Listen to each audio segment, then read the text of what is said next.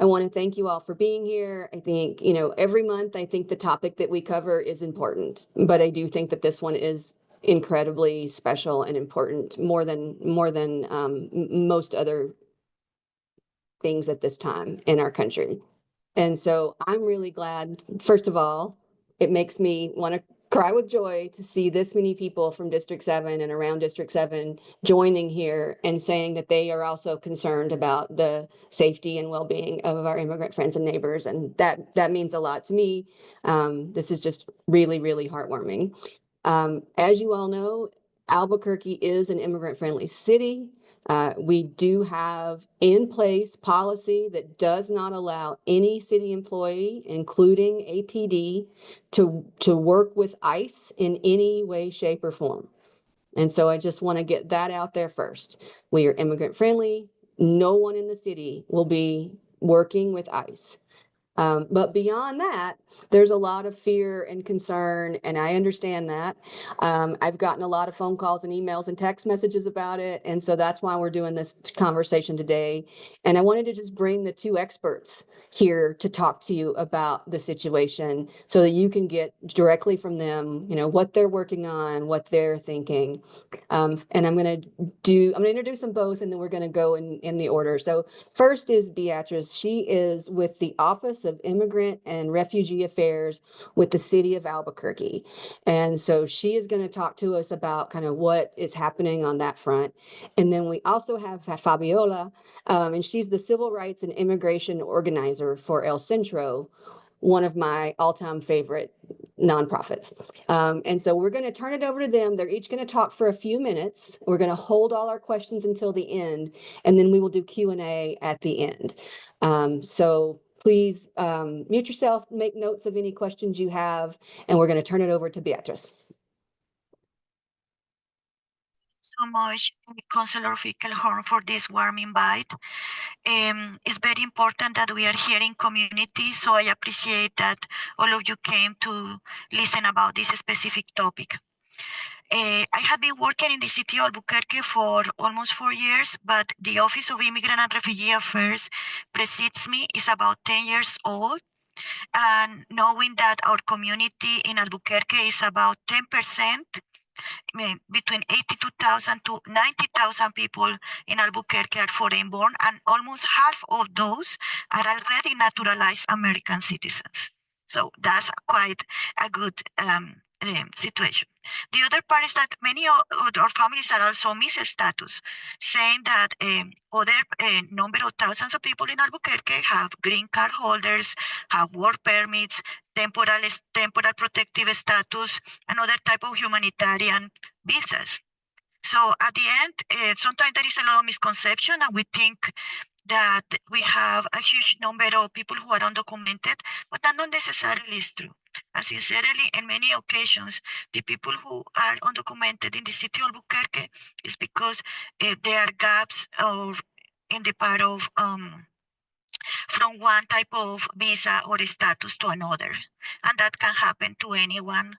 And well, beyond that, this community always has been very supportive and very instrumental for the growth of the city of Albuquerque in many ways.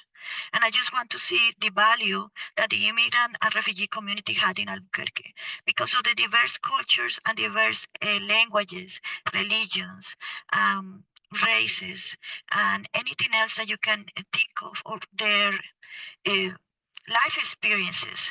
They make Albuquerque a beautiful place that where all of us can work together, can live and play.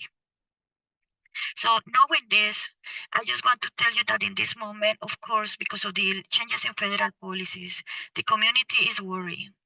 But when we are worried, what we have to do, take action, positive action, knowing that if people know their rights, regardless of their immigration status, even American citizens, we all need to know our rights. It's very important in a way that anything that can come to your workplace and you have friends, co-workers, students, your neighbor, and then you are able to share this information, that is going to be powerful to them. And The other part as well is that the city of Albuquerque has been hosting some webinars between my Office of Immigrant and Refugee Affairs that is located in the Office of Equity and Inclusion, and also with the Mayor's Office and other city departments like Albuquerque Police Department, Economic Development. We have hosted by now almost 7 webinars. Our next webinar is going to be next Wednesday, specifically for the faith community.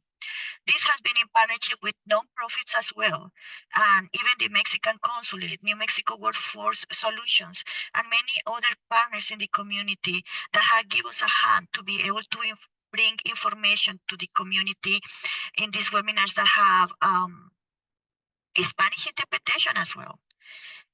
And they are being recorded and they're going to be uploaded, all of them, in our website. Many of these links are going to be shared by Tanya in the chat. So it's very appreciative. Not all the webinars have been uploaded, the recordings yet, but just wait 2 weeks and all of them are going to be there. So you're going to have access to them. We're conscient listening to the community what they were asking for. They were asking about know your rights in the workplace, knowing rights in the part of the schools, knowing rights at places of worship, and even in places in the community like open spaces.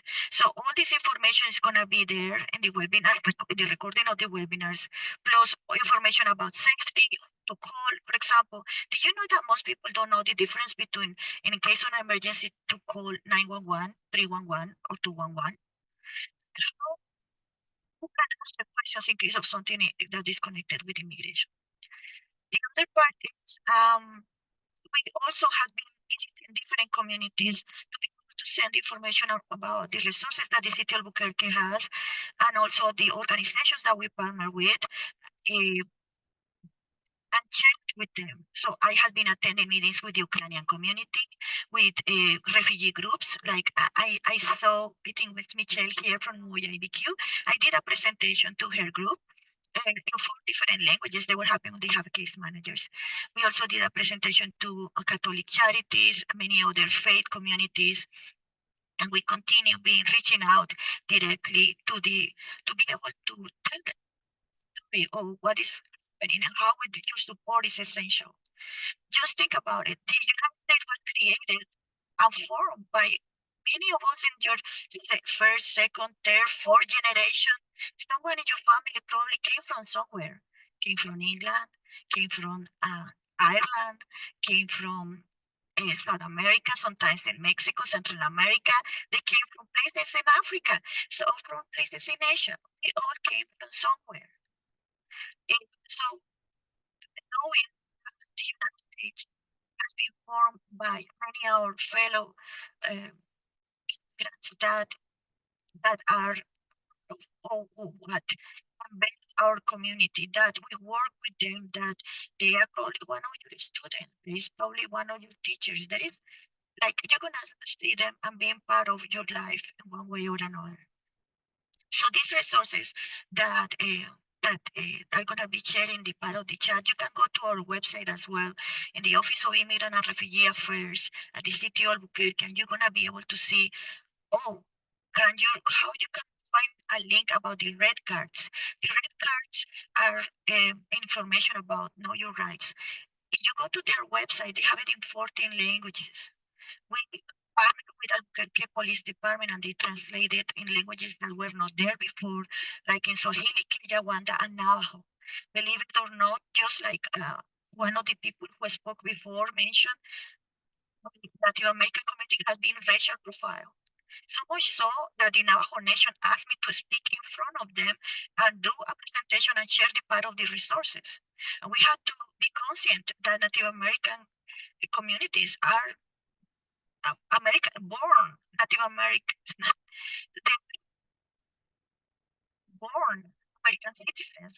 However, they are experiencing this in some places. So honestly, this had been happening in Albuquerque, but it has happened in some preservations. As a result, they are worried here locally, so that's why they ask for this information. So at the end, things can happen to anyone, and it's better to have information ahead of time. Well, this is my invitation to you.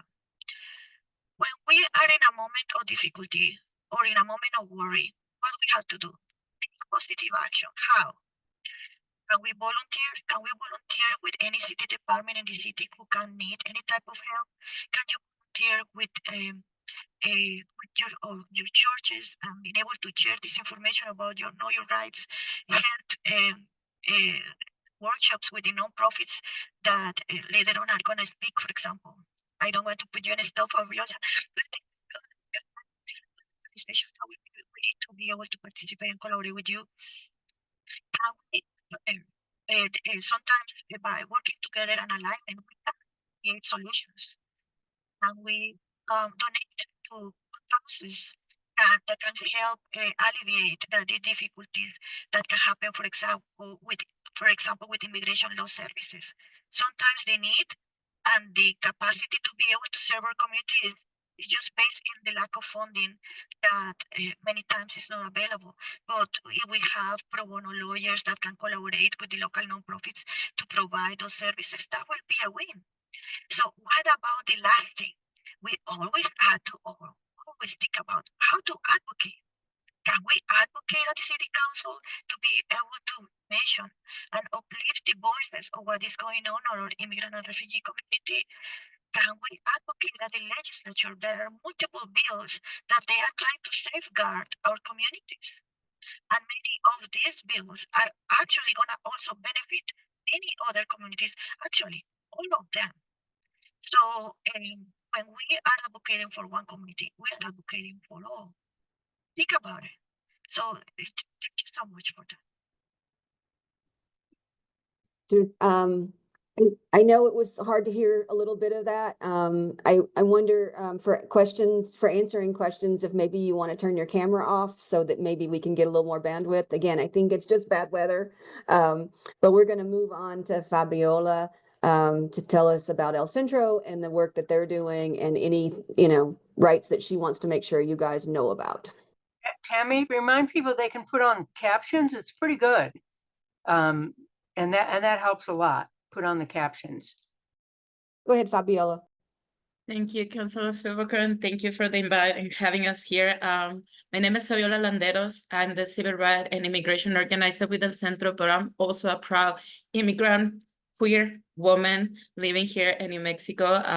Now I'm also a proud U.S. citizen of the United States. And something that El Centro does, I'm going to talk a little bit who El Centro is, what we are proud of and what we're doing, and a little bit of time so I can answer as much questions as I can that you have. So El Centro is a grassroots immigrant rights and workers justice organization based here in Albuquerque, New Mexico, with over 5,500 members, comprised mainly of low-wage immigrant workers. We utilize multiple strategies to impact systemic change and grow the power of immigrant families and low-wage workers. Grassroots organizing, information campaigns, leadership development, policy advocacy, border engagement, and strategic communications to impact the issue environment. El Centro is unique in that our staff is predominantly comprised of immigrant leaders who are impacted by the same policies, conditions, and racial, social, economic inquiries that we organize our members to address. So that's true. El Centro is led only by women, and pretty much all the staff will come from the immigrant community. So we know firsthand what our communities are going through, but also is why we understand what we can feel so proud of our contributions. We know that here in New Mexico, we live in mixed status families, but also we know that we are a huge part of the economy of this state. Also, 1 in 8 workers is an immigrant. So we are close to the 13% of the workers here in the state. In the past, New Mexico immigrants families pay $393 million in the state and local taxes almost each year. 60,000 undocumented immigrants pay more than 67.7 million in state and local taxes here in New Mexico. And like I say, 1 in 8 workers, approximately 13% of the New Mexico labor force is an immigrant, making up a vital part of the state. Beatriz was saying, Also, we are working too and making sure that our families know how to protect themselves if they have an encounter with immigration. So we've been doing as many Know Your Rights workshop as been asked. I believe in the past month, probably we did between 10 and 15 when we serve more than probably 500 people in these workshops, making sure that people knows what to do if they get to my house, what to do if they stop in my car. But something really important to remember, because I saw the question in the chat, is to remember that we need to feel proud to live in Albuquerque, to see the Albuquerque our leaders see the value and protect our families, and police doesn't do collaboration with ICE agencies. They don't do the work of separating our families. Also, the sheriff is being really vocal, talking that they are not doing this job, that they're not gonna do the job or being separating our families. So it's important to remember. Also, I wanna add, I'm so sorry, Wendy, to hear about what happened to your friend. That's the worst thing that it can happen to a family. I say it because I started doing this job with El Centro when my brother was detained and being deported. So it's really hard when we see that our families are under attack, but also we need to remember that our families are resilient and that we know that we're not afraid to start all over to protect our families. Yes, we see the fear, we see the terror in our communities because these attacks are for every single person. They're not making, when this administration started, they say they're going after criminals. But who defines who's a criminal? Who decides who's a criminal when they are criminalizing us just for looking for a better life for our families, ourselves, and the families that stay in our country of our origin? So El Centro is working, as Beatriz say, in Santa Fe right now, with the lead of Somos un Pueblo Unido. We're trying to pass at least 2 really important bills for our communities. One is, and let me look because I'm really bad remembering numbers. The first one is the SB 36, and this was as to protect immigrants. And actually, no, this is non-disclosure of sensitive personal information and MBD data. That will protect information of every single person that we live here and in Mexico. So our information is not being shared or sold to other agencies. They can sold it after to agencies like ICE. So it's important to follow this and to make sure that this is something that we can have at state level. The second one is SB 250, and this is to the not use of our local resources for immigration enforcement. That just start being here. So it's really good when you see organizations like El Centro or other Somos un Pueblo Unido, when we are making the calls to action to please do. We're asking you to email your senator or rep to do it. At the end, we asking you to maybe email the governor when we are ready. These get to their desk to do it, please, because this is gonna help a lot to our immigrant communities, but also to every single person that lives here in New Mexico and the fields. Their information needs to be protected. And we're talking also about our sisters and brothers, trans people, queer people, people that is being victims of domestic violence, that we don't want our information to be released or shared because we know that that can be dangerous for our families. So if you see this call to action, please take them. And the last one, it will be HB 64. That one, it will be a state intuition for adults that they want to go back to school. Immigrant people, they live here undocumented, but we want to go back to school. We need to pay as, and I'm sorry, my English is almost gone for this month. So extranjeros, bringing people. So we need to pay and it's expensive. So we are able to pass HB 64. Any person that want to go back to school will pay as a New Mexico residents. So that's really important for our communities too. Our communities want to grow in their jobs, so they want to go back to school. So this will be really important for them. Also, with the Know Your Rights workshops, we've been doing it in schools, churches, even in homes when people invite us to do it there, when people feel safe.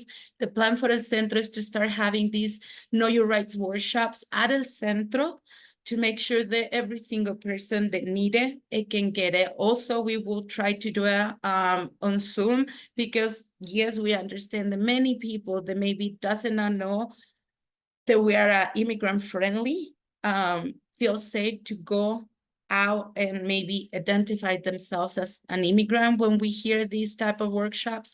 So we're trying to figure it out ways for people to be able to attend this. It's true, we've been seeing that people are not feeling safe to take their kids to school. For some people to go them to work. I hear from one family that normally what they do is only one person leave the house to go to the grocery store, to go and pay bills. And it's not fair that our families are living in this type of fear. And we know that we need to make sure that they can get into a stage that they feel safe, that they don't pull their kids from school.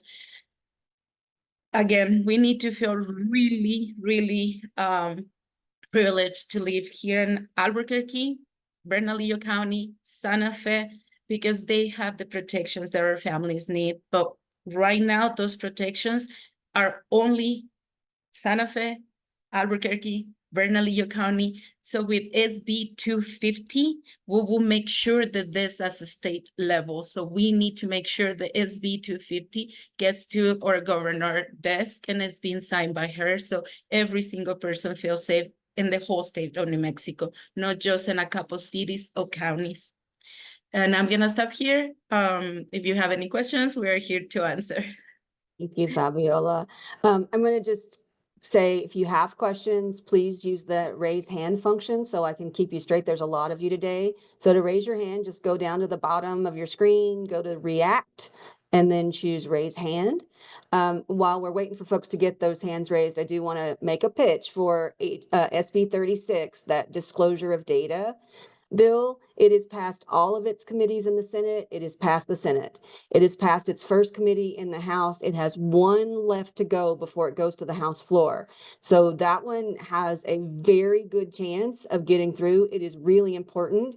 And I would encourage you all to, it is SB 36. I did a link to it in the chat. And right now it's going to be heard by House Judiciary. Please contact the members of the House Judiciary Committee and ask them to hear the bill quickly and get it to the floor. It is really important. I'm not seeing any hands raised. If folks have any questions, I saw some in the chat, but we're going to ask you to please come off mute and ask them directly to the folks.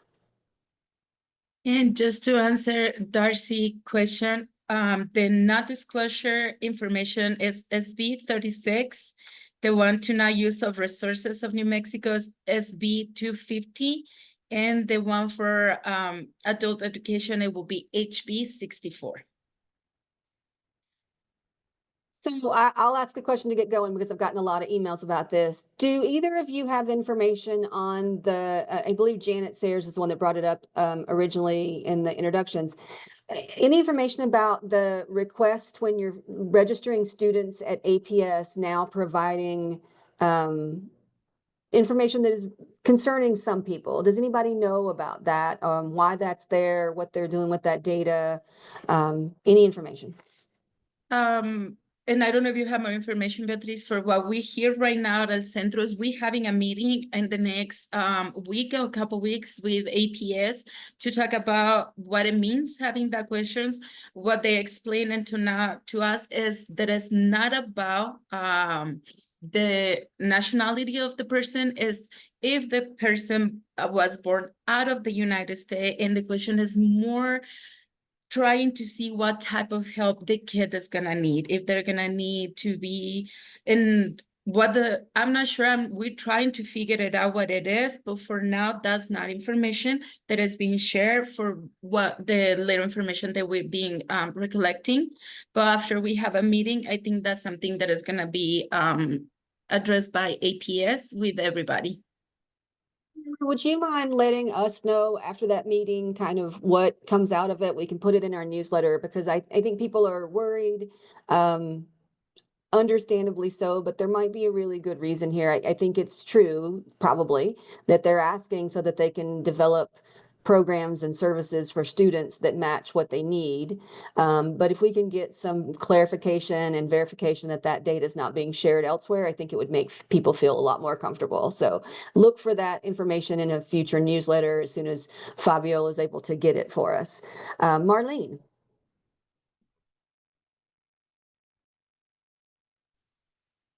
Yes, I have two major questions. One is for those here in Albuquerque that are on order of supervision or parole or whatever, and they have to report to ICE. Well, I'm very concerned about if they go, that they will be picked up, and also where they will be put. Because as Fabiola Beatriz said, and Fabiola, everyone's going to be a criminal. So they could go to Guantanamo, they could go to Panama, or they could go to El Salvador. So that's my first question. And the second question. Let me jump in, Marlene. Let's do one at a time. So Okay. let me go to either of you if you have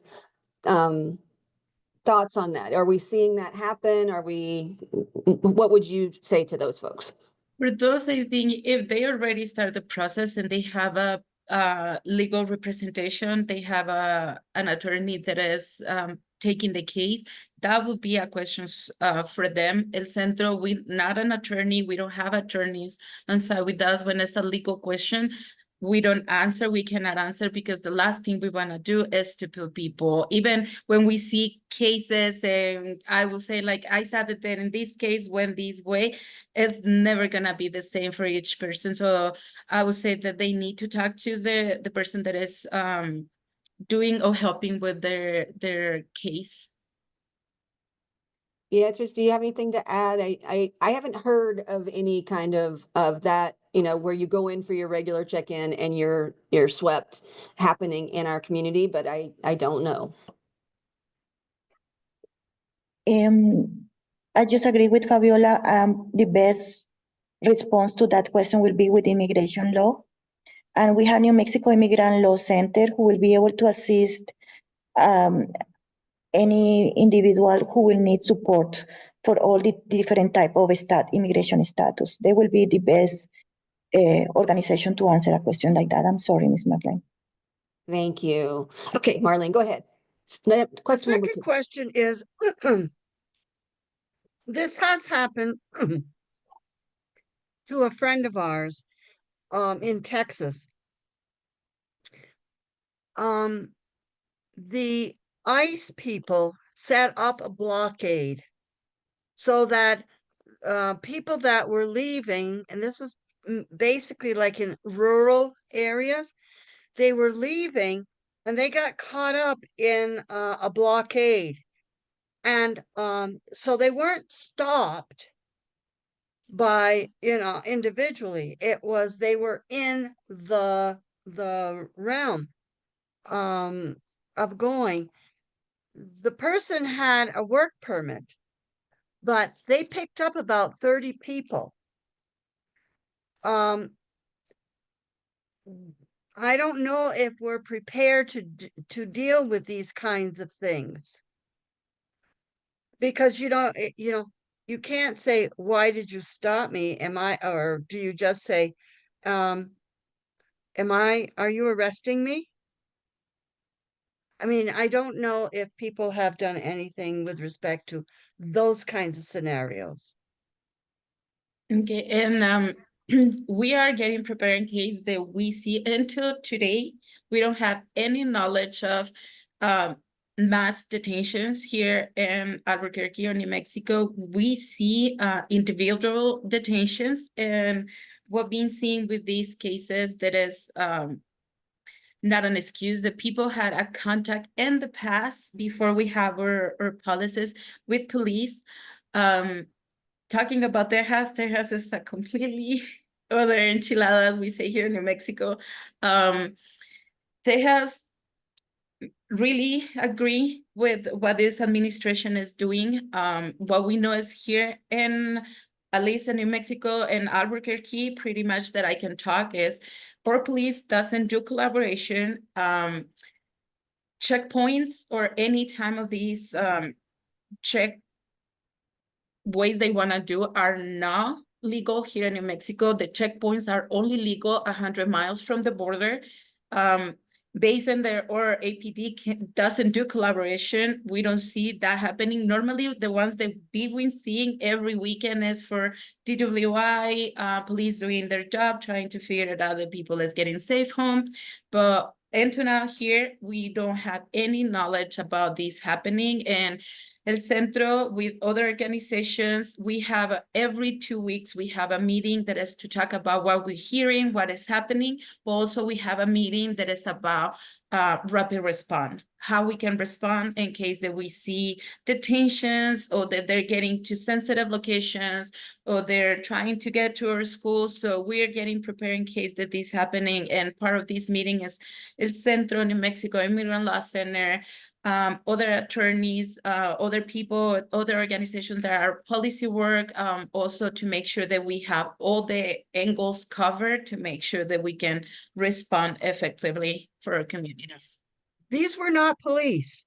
This was ICE that set So, up the Marlene, blockade. I think those are, I mean, I see those on the news all the time in other states. I do. I mean, in Texas, ICE works with the police.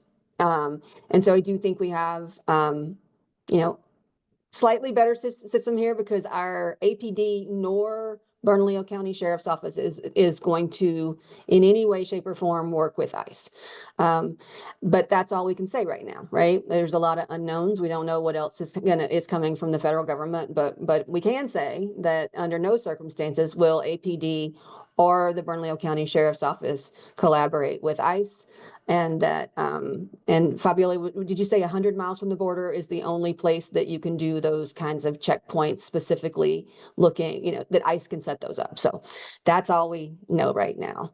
Also, if you want to know a little more about what it's like, we have all that information in a one-pager that you can find on El Centro webpage, or we can send it to Councilor Fiebelkorn so she can share with everybody. And we do have it in English and Spanish, so people have all the information and they can keep reading it, because I do these workshops for the past 10 years. And sometimes it's just reminding ourselves how we can answer it. We have these interactions. Mhm.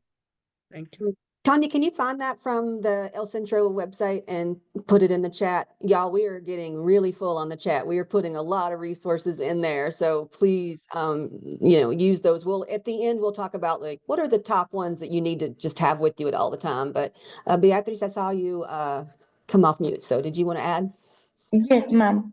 So one of the important things that we mentioned at the beginning was about knowing your rights. There are a lot of workshops that put scenarios just like that, like what the lady that just spoke mentioned. They put these scenarios and they show you how to respond in those situations. And that is important because it's like role play of what could happen and how you can respond. So please attend any of these workshops. Many of them could be online, some in person. The one that I saw that did very, very specific scenarios was USCLAU, the local civil, it's not a local, it's a national civil rights organization. They do a wonderful job in showcasing these type of things. I'm gonna find the website and I put it in the link, but reach out to them. They have a really nice case scenarios and it will be wonderful to reach out to them. Thank you. Okay. Anybody else have any questions? I saw some in the chat, but I ask you to please come off mute and ask them so we can all hear the question and the answer.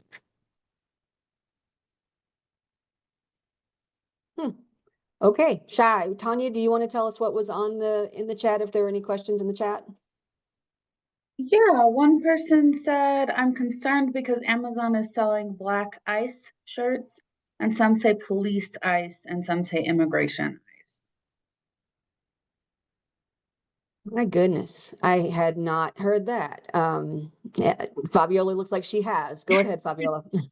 We don't see it here. We don't have any knowledge of people doing here, but we do have knowledge that people is being buying these type of shirts and other state to try to intimidate community. Again, we still don't have knowledge of that happening here in New Mexico, but also it will not be something new. People use or think that it's funny to use these type of customs, uniforms, or just even during Halloween to terrorize our families. And this is people that really believe in what this administration is doing. So our job is just to empower our communities with the right tools, the know your rights, to know even that they can ask people to identify. If they don't identify, they don't, even if they identify, they don't have to answer nothing.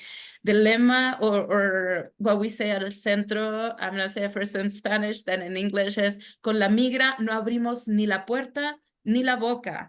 With la migra, we don't open our door or the mouth, because the only way they can know if we are without documentation in this country is if they have a record of us or we tell them. So for us, it's really important to remember that we have those rights, but also to let people know that it's not good to just isolate. We need to be together. We need to be in community. We need to be sure that we know how to protect. And if we do in community, it's going to be a little more easy.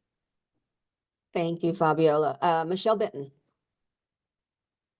Yes, I know Albuquerque's immigrant friendly, but are there other places that are immigrant friendly as well? And which are the places that are not? So it could be dangerous for people to go to those places. So Albuquerque it is, Bernalillo County, and Santa Fe. Is why we keep saying it's really important to pass SB 250, because with this, it will be in the whole state, not just Santa Fe, Albuquerque, or Bernalillo County. So please be sure that you read and you learn about SB 250 Tammy and push. has this thing. Thank you. Lives on Oh, immigration. Marlene, if you Oh, want to good. mute. Aaron. Yeah, I have a question, and this kind of goes along the lines of what happened at this past city council meeting, as far as EMS response. Does the Albuquerque Fire Department, do they have a PSA that informs immigrants that it's safe for them to initiate 911 EMS emergency phone calls? And if they don't have a program like that, is that something that the city should be looking into? It's a great question, Aaron. I'm going to ask our City of Albuquerque person, Beatriz. Yes. Since 2018, we have a resolution that we are an immigrant-friendly city. We have a fact sheet with all the information on what the resolution is. So any city employee, old and new, had to follow that resolution, and that includes of not sharing information and give some certain instructions. For the specific question that you said, the fire department is one of those departments in the city of Albuquerque who has to follow the same steps. Last week, we have a webinar where we address things like that. Do they call in an emergency 911, 311, and 201? If you give us 2 weeks, that video is going to be uploaded in the website. And you're going to be able to see what were the responses of the experts in these phone lines about what to do in case of different type of emergencies. But I appreciate your question, because that has been one of the biggest concerns. When everything comes in mind regarding changes in federal policy, people are less willingly to ask for help. That could affect public safety, that can affect public health. So by having this information at hand to the public to be able to take the fear away, and also to the city employees, we are helping that these components in our society, public health and public safety, will not be affected as much if we take the fear away. So. I'll add to that, Aaron. I think, it's not AFR specific, but it's city specific, right? We've been trying really hard with meetings like this. The mayor has done a lot of media right now to let people know that this is an immigrant-friendly city, that immigrants are, of course, welcome to use our services, right? If there's a domestic violence situation, we want that person to feel safe calling 911. If there's a fire, we want them to call 911. You know, we want them to know that that is okay, that data will never, ever, ever be shared, that it is safe to do so. And I feel like we've done a lot from the city to make that, to get that out. And then I also think that El Centro and other groups that are working in this area have also done a lot of outreach. But I will say the most important outreach is you to your neighbors and your friends. And so I think that's one of the reasons that I think that all the information that we've given today, for me, I have the little red cards printed out in my purse. And I also have the Attorney General's guidance that he issued for different types of businesses. You know, there's one for churches, there's one for schools. I have those printed out and I hand them out like candy everywhere I go, because I think that there are still folks, you know, who are fearful, that need to know that these resources and these, you know, that we are immigrant friendly. And I think that's something that we can all do every single day, is spread that word so that everyone knows. Tanya, you had your hand up. Yes, just going back on the AFR question, the way it was explained to me by Council Legal is that there is no question of your immigration status on any of the forms for intake, for APD, for fire, for ACS. That way that question's not asked and it's not trackable. Yeah, it's not something we ask. It's not something we would ever write down. But if it, you know, if we show up and someone's, you know, only speaks Spanish, that is not shared. Like, that is just not something that the city of Albuquerque would share. Aaron. No, I think you answered my question. I appreciate that. And I would just like to see something that instills confidence. Because in an emergency, seconds matter. And there should be no hesitation by anybody to ever call 911 and request life-saving intervention. And so it's more of a communication from the city, from the fire department, from the police department, directly to all citizens. But, you know, maybe it has to be put out there in several different languages. I mean, I completely agree. And if you have thoughts on how we can get that word out more, I am open to it. I'm going to just speak for the mayor. I'm sure he is too. Like, we want everybody to know this. I feel like we've done a lot of media around that. But if there are other avenues, other ways to get information out that anybody thinks of, please always email that to me. We will we'll work with our partners at OEI and with El Centro and the administration to really try to push that. Because again, I want every single person who lives in Albuquerque to know that we are immigrant friendly, that we do not care about your immigration status or your country of origin. When you have an emergency, when you have a job, when you're going out to dinner, when you're taking your kids to school, you are just like the rest of us and you're welcome here. So I would love more ideas. Okay, it is 11. I am not seeing any more hands, although I feel like we haven't gotten very many questions answered. So if you were just, you know, waiting till the last minute, please feel free to email Tanya, and we can put together a list of questions and get further questions answered. If there's anything that we didn't cover today, you know, shoot us an email. We'll try to cover it in the next newsletter. I will just again make the plug. Have those red cards printed out. They are really helpful. It's just know your rights. They're very simple. They're plain. Everyone can understand them. They come in different languages. Have those with you. Give them to folks. And then again, that AG's